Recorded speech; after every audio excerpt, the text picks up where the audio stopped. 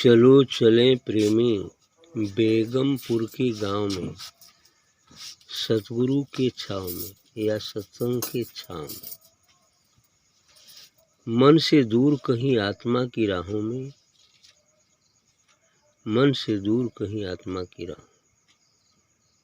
अच्छी बात है, यानी ये साधकों के लिए, संतों के साधुओं के लिए है, जो साधक है कि चलो चले प्रेमी, जो सदगुरु के प्रेमी हैं उनके लिए एक संकेत है कि चलो बेगमपुर के गांव में, माने जहाँ कोई गम न हो,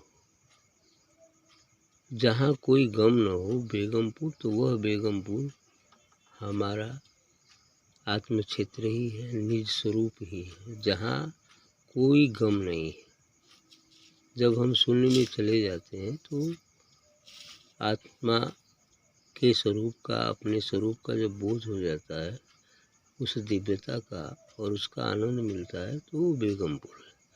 वहाँ सुख दुख नहीं रहता है, उस स्थिति में कोई सुख दुख नहीं है। इसलिए तो सदगुरु के छाँव में या फिर सत्संग में जाते हैं तो सदगुरु की छाँव में, अर्थात सदगुरु जहाँ बैठा होता है तो आत्मा की जो किरणें या जो दिव्य फैज है तो वो बिखरा रहता है चारों तरफ। हालांकि आँखों से भले देखने में नजर न आए, लेकिन बिखरा रहता है। उसी के कारण जो लोग वहाँ जाते हैं उनको कुछ शांति प्राप्त होती है, अन्य जीव को भी शांति प्राप्त होती है।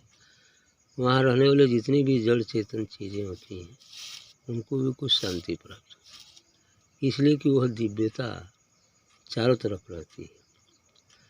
कोई अजनबी आ जाता है तो कहता है यहाँ तो बड़ा अच्छा लग रहा है, बड़ा शांति, पेड़ पौधे फूल माला, अभी सब देख कर कहता है शांति है। उसको पता ही कहा है कि शांति का कारण क्या है ना।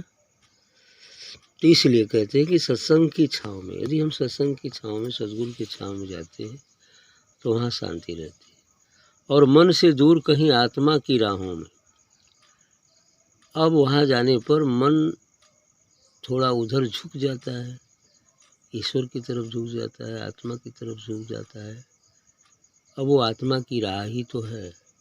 अभी हम साधक की स्थिति में उस आत्मा की तरफ चल रहे हैं और हमारी मंजिल है आत्मा ही। साधना का मंजिल आत्मा है, शून्यता है, निज स्वरूप है, अपने नाम को जानना है, मैं कौन।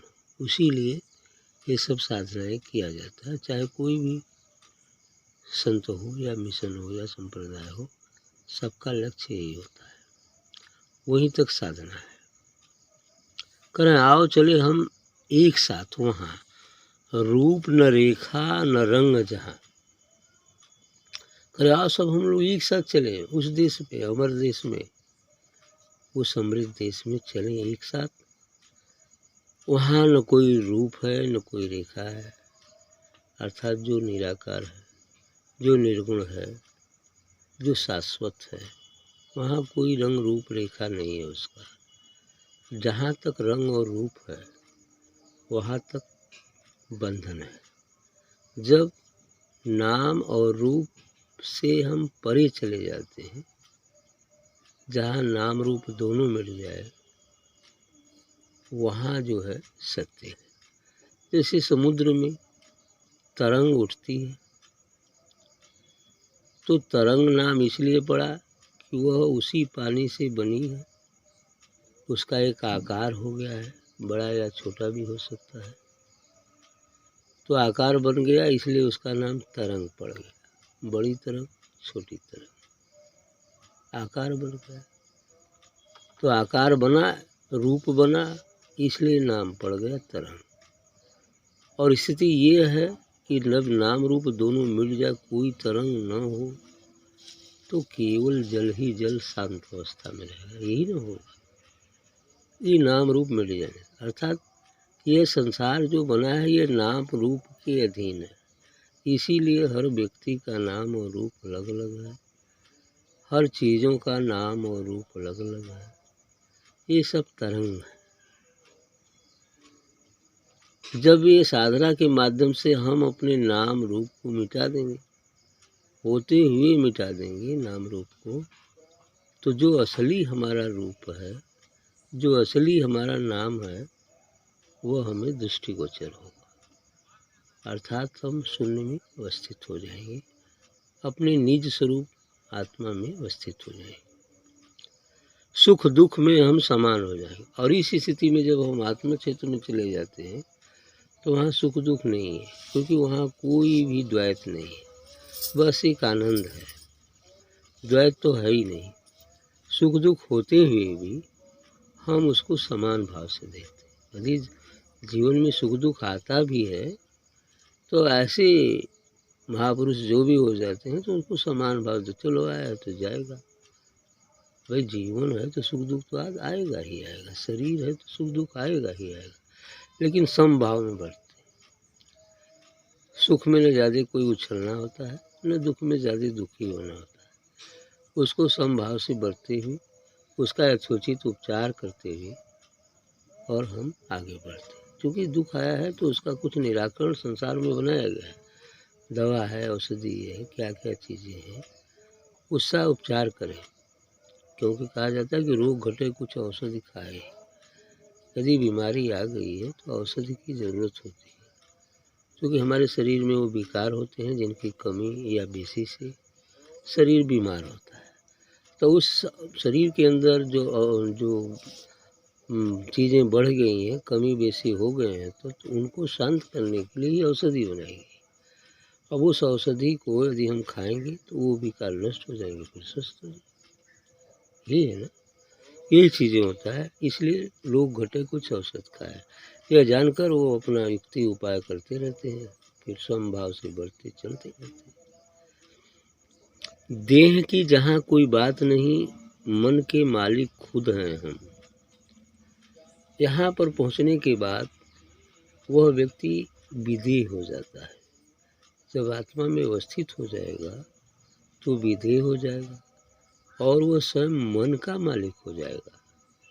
मन मिट जाएगा। अब वो मन का मालिक है, अब मन उसका मालिक नहीं है। संसार में क्या होता है कि सभी लोग मन के अधीन हैं। जैसा उनका मन कहता है वैसा करते हैं, मन के अधीन है, मन की वशीभूत है। इसीलिए कहा गया ना कि मन एवं मनुष्याणाम कारणम बंध मोक्षयो बंधाय विषयासक्तम निर्विषयम च मुक्तताम। मन ही मनुष्यों के बंधन और मोक्ष का कारण है। जब यह मन विषयों में आसक्त रहता है, संसारिक कार्यों में सकामता के साथ आसक्त रहता है, तो बंधन है। वह उसे बंधन में बांधता है, यानी कर्म की बढ़ोतरी होती है और वो कर्म फिर भोग बनता है और फिर वही कर्म उसे अगले योनियों में जाने का कारण बनता है। अर्थात वो 84 का ही प्राणी बना रहता है। तो बंध है विषयासक्त, विषयों में आसक्त है तो बंधन में है, 84 के चक्र में है। और यदि वो विषयों से अनासक्त हो गया तो यह अनासक्ति तो तभी आएगी जब हम अपने निज स्वरूप को देख लें, देह से विधेय हो जाए। इस स्थिति में अनासक्त भाव हो जाएगा। तो जब अनासक्त भाव हो जाएगा तब हम मन का मालिक खुद हो जाएंगे। अब मन हमारा मालिक नहीं होगा, आत्मा। अब आत्मा जो कहेगी, ईश्वर जो कहेगा, परमात्मा जो कहेगा वह करेगा। मन के कहने की बात को समझता है तो उसकी बात नहीं माने, ये स्थिति हो जाए। अपने स्वरूप में गुम हो जाए। ऐसी स्थिति में जो उसका वास्तविक स्वरूप है, जो आत्म स्वरूप है, जो दिव्य स्वरूप है, जो प्रकाश स्वरूप है, उसमें गुम हो जाएगा। अर्थात उसमें हमेशा लीन रहता है। ये चूँकि वही आनंद है जिसके कारण हम कोई भी संत उसमें लीन रहता है, उससे बिछड़ नहीं सकता एक बार मिलने को। ये चीज़ें होता है। प्रेम नगर के वासी हैं हम, आवागमन मिटाया है। अब इस स्थिति में जब वो अपने निज स्वरूप को प्राप्त हो जाता है तो प्रेम नगर का वासी होगा। वो प्रेम आत्मा ही प्रेम है, आत्मा ही प्रेम है, परमात्मा ही प्रेम है। वो प्रेम की बात कर रहे हैं कि अब हम प्रेम नगर के वासी हो गए। आत्म क्षेत्र निज स्वरूप को जान गए, शून्य के निवासी हो गए। इसलिए कहते हैं कि प्रेम नगर के वासी हैं हम, आवागमन मिटाया है। तब ये आवागमन मिट जाता है, व्यक्ति अपने स्वरूप को प्राप्त हो गया, आवागमन मिट गया। अब जन्म मरण से वो परे हो गया। लेकिन अभी एक चीज़ जो बाकी है निर्माण की, उसे पूरा करना होता है। हालांकि यहाँ पर भी व्यक्ति का जन्म और मरण नहीं होता है, अपने स्वरूप में गुम हो जाए। हाँ, आवागमन मिटाया है, अब उसका आवागमन मिट गया। शांति सरोवर में नीतना है और उस परमात्मा, उस निर्गुण रूपी शांति के सरोवर में वो नित्य प्रति स्नान करता है, अर्थात उस दिव्यता का अनुभव करता है, उसका रसास्वादन करता है, उसी में निवास करता है, तो शांत रहता है। क्योंकि शांति सरोवर वही है, शांति यहीं पर जाकर होती है। जब तक हम अपने निज स्वरूप, निज घर में नहीं लौट जाते, तब तक शांति नहीं है, तब तक अशांति है। कहने का मतलब जब तक हम शून्य नहीं हो जाते, अंतर्मुक्ति के परे नहीं चले जाते, तब तक शांति नहीं। और वो शांति हमें खुद प्राप्त करना पड़ेगा। शांति एक स्टेज है, शांति एक स्थिति है, जहाँ पहुँचने पर हम शांत हो जाते हैं। शांति कोई बाह्य वस्तु नहीं जो हमें प्राप्त होती है या कोई दे दे। शांति खुद हमें प्राप्त करना पड़ता है, और वो प्राप्त करना यही है कि साधना, ध्यान, सत्संग के माध्यम से जब हम अपने स्वरूप को प्राप्त हो जाते हैं तो शांत हो जाते हैं। इसीलिए कहा जाता है संत वो है जो स्वयं शांति में रहता है और दूसरों को भी शांति देता है, इसलिए उसका नाम संत हुआ। गुम हो जाए, हाँ, शांति सरोवर में अब वो शांति को प्राप्त हो गया। अब शांति सरोवर में नित्य प्रति स्नान करता है। मुक्त स्वरूप पहले ही है, खटपट ये सब मन की है, मन को मार हम सब भगाएं। बिल्कुल सही कहा है मैंने कि मुक्त स्वरूप पहले ही है, अर्थात हमारा वास्तविक स्वरूप तो आत्मा ही है जो मुक्त स्वरूप है। हमारा वास्तविक स्वरूप आत्मा ही है जो मुक्त स्वरूप है, लेकिन हमने तो अपने को शरीर और मन मान बैठा है। और यह मन ही खटपट ये सब मन की है, यह मन ही खटपट करके इस संसार में फंसाकर हमें रखता है। क्योंकि ये संसार के सुख को प्राप्त करने के लिए, संसार की वस्तुओं को प्राप्त करने के लिए मन प्रेरित करता है, और गलत या सही तरीके से हम उसे प्राप्त करते हैं, जो हमारा कर्म बनता है, और इस वजह से हम 84 में भटकते रहते हैं। ठीक है, यही जो मन की खटपट है जिसके कारण हम इस काल के चक्र में फंसे हैं, इसलिए परतंत्र हो गए हैं, अपने स्वरूप को भी भूल गए हैं। लेकिन वास्तविक स्वरूप हमारा क्या है? मुक्त स्वरूप, अर्थात हम आत्मा है। हम शरीर नहीं है, हम मन भी नहीं है, हम तो आत्मा है। लेकिन भूल गए हैं अपने स्वरूप को, और इस स्वरूप को याद दिलाने का काम केवल संत सद्गुरु ही करते हैं। और उनके बताए मार्ग से अनन्य भाव से यदि हम उस पर चलते हैं तो वो स्वरूप प्राप्त भी होगा। ऐसी कोई बात नहीं है, प्राप्त होगा। बस केवल भ्रम हो गया है, विस्मरण हो गया है।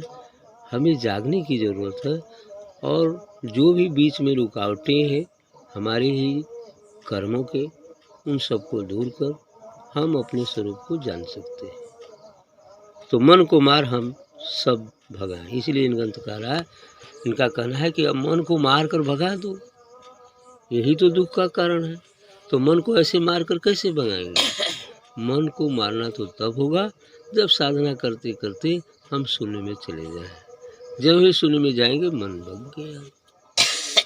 अब तो केवल आत्मा ही शेष बची ना, शरीर भी चला गया, मन भी चला गया, अब शेष बचा केवल आत्मा जो हमारा निस्वरूप। और इसी के लिए चाहे धर्म मिशन कोई हो, चाहे साधना पद्धति कोई हो, लेकिन इसी के लिए ये चीज़ें हैं। संत जन कहते हैं कि तुम अपने निज स्वरूप को प्राप्त करो, बस इतना ही काम है, फिर तो निर्वाण भी प्राप्त हो ही जाएगा।